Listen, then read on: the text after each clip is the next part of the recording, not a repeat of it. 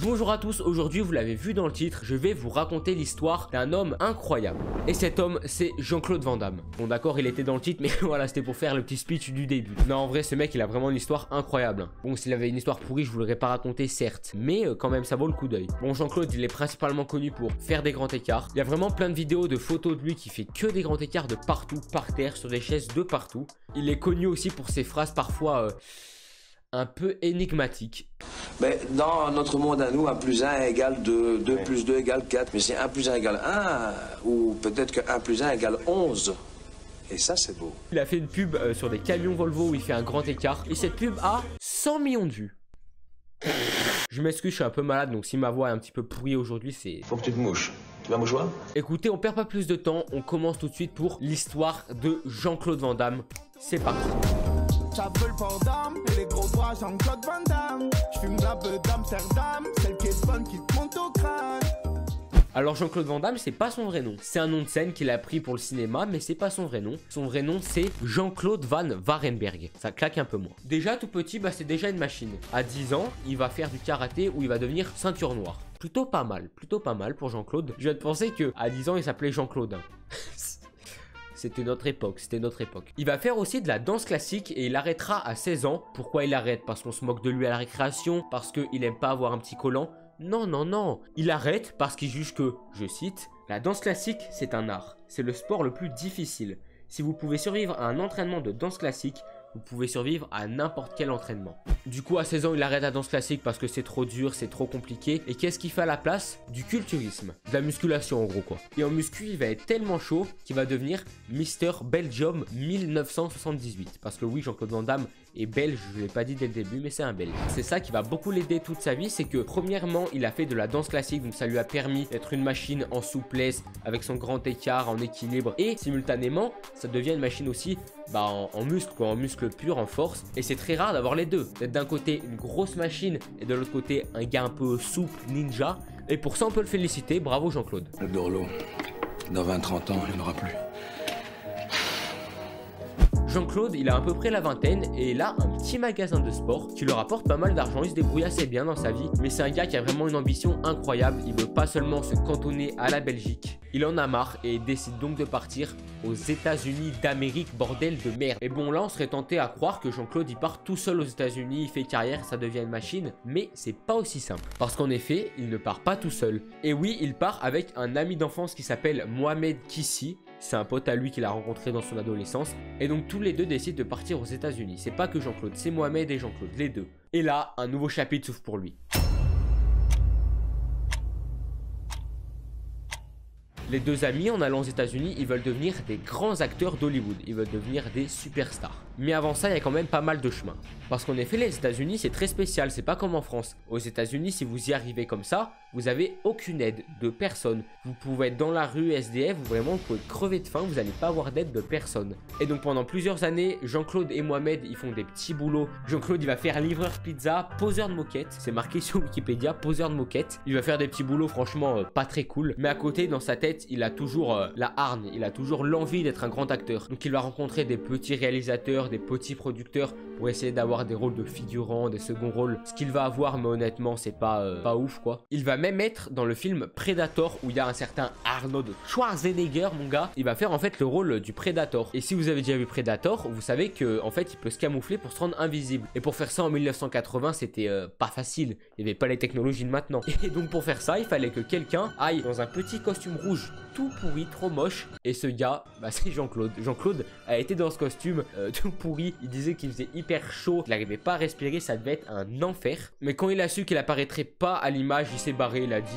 ça me saoule de rester dans la tenue. Il s'est barré. Bon, à ce moment-là, Jean-Claude et Mohamed, ils sont un peu au bord du gouffre. Ils savent pas quoi faire. Et donc, ils vont voir un réalisateur qui connaît Chuck Norris. Et devant le réalisateur, les deux sortent le grand jeu. Jean-Claude, il arrive, il fait son fameux grand écart. Sur les chaises, il arrive, il monte ses muscles. Il le dit d'ailleurs très bien. Je suis rentré dans l'office d'un producteur où j'ai pris une chaise et l'autre chaise. J'ai fait un grand écart au milieu. Mais le réalisateur, il est pas impressionné, il en a rien à faire. Et le mec, ça l'a pas impressionné. Je comprends pas.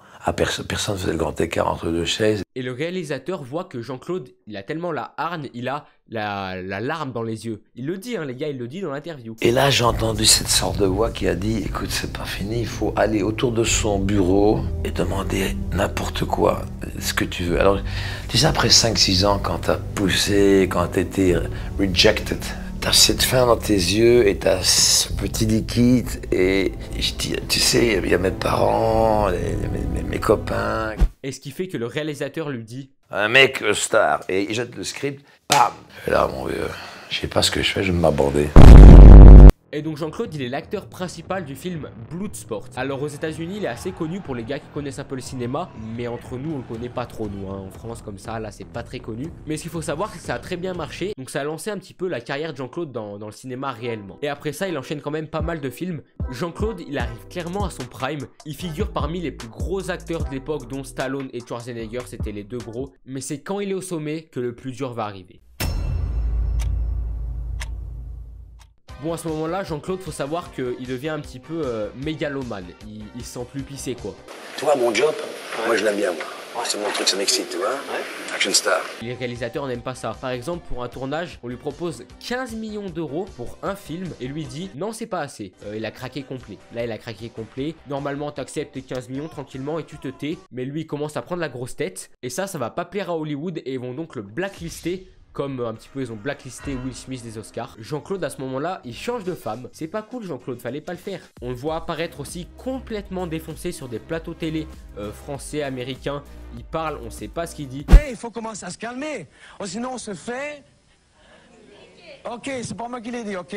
Parce qu'il y a des enfants ici. Il y a des enfants ici. Bon, déjà de base, on sait pas ce qu'il dit, hein, parce que oui, faut savoir que Jean-Claude, si vous l'avez pas encore compris ou vous avez jamais vu de vidéo de lui, il a des raisonnements incroyables. S'il vous plaît, après la vidéo, tapez Jean-Claude Van Damme Best of. En attendant, je vous en montre 2-3 qui sont quand même assez connus et assez exceptionnels. 13 pour moi, ça représente 13. Vivre la vie au jour le jour, à la seconde. À la seconde. Alors on apprécie les détails, des trucs comme ça. Bon, parfois on se pète la gueule. Hein. Moi, quand j'étais jeune,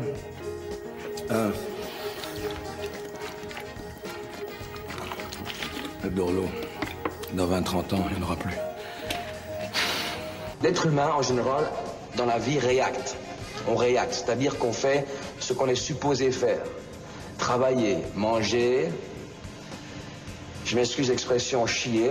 Donc oui, à ce moment-là, il est encore plus fou que dans ses interviews. Il est complètement malade. Et il est tellement malade qu'il va prendre par ses propres initiatives l'idée d'aller dans une clinique médicale pour se faire soigner. Et dans cette clinique, il est diagnostiqué bipolaire. Et il dira lui-même que sa plus grande erreur de toute sa vie, c'était la cocaïne. Il dit la drogue, n'essayez pas ça. Après l'année 2000 où il a été interné, il va faire plusieurs films qui vont pas super bien marcher, soyons honnêtes. Sauf un, The Expendable. Qu'est-ce que c'est, The Expendable? C'est un film qui a fait plus de 300 millions de chiffre d'affaires. Si vous l'avez pas vu, c'est un film qui compte comme acteur Sylvester Stallone. C'était pas ma guerre!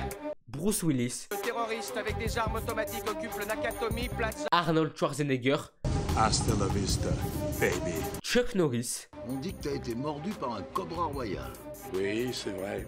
Mais après 5 jours d'agonie épouvantable, le cobra est mort. Jason Statham. Désolé, j'ai un rendez-vous.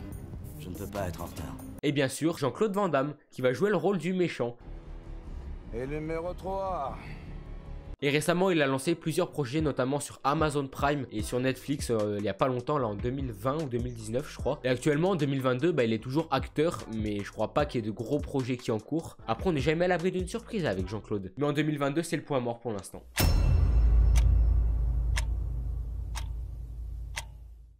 Et voilà, l'histoire de Jean-Claude est terminée pour le moment. Et ce qui m'a poussé à faire cette vidéo, c'est le fait qu'on peut à un moment de sa vie être un des plus grands acteurs d'Hollywood, être le pote de Stallone et de Schwarzenegger, et du jour au lendemain tout perdre et se retrouver à faire des vidéos avec Norman. Et John est un très grand fan de nous. Ah oui, ok. Il connaît tout sur JCVD.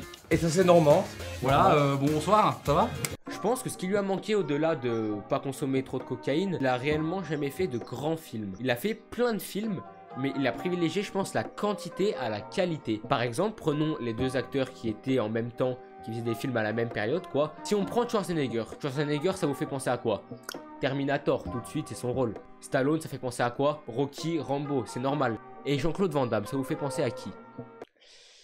Personne. C'est bien ça le problème. Jean-Claude Van Damme, il incarne personne. Je parle pas de lui comme d'un gars qui a tout perdu. Il a fait des films incroyables, il a bien vécu sa vie, il a eu plein de fric, il a eu un corps incroyable, il a quand même eu une vie bien remplie et réussie. Voilà, je vous remercie d'avoir regardé cette petite histoire. J'espère qu'elle vous a plu. Je vous invite encore une fois à aller voir ses interviews là juste après. Vraiment, c'est quelqu'un de très intéressant. Il a une psychologie qui est très spéciale à cerner. Les amis, je vous souhaite plein de gros bisous et de bien profiter de vos vacances. Et n'oubliez jamais... Dans notre monde à nous, 1 plus 1 égale 2, 2 plus 2 égale 4. Comme ça, on devient selfish, on prend du pognon et on partage pas. Mais si 1 plus 1 égale 1, ou peut-être que 1 plus 1 égale 11. Et ça, c'est beau.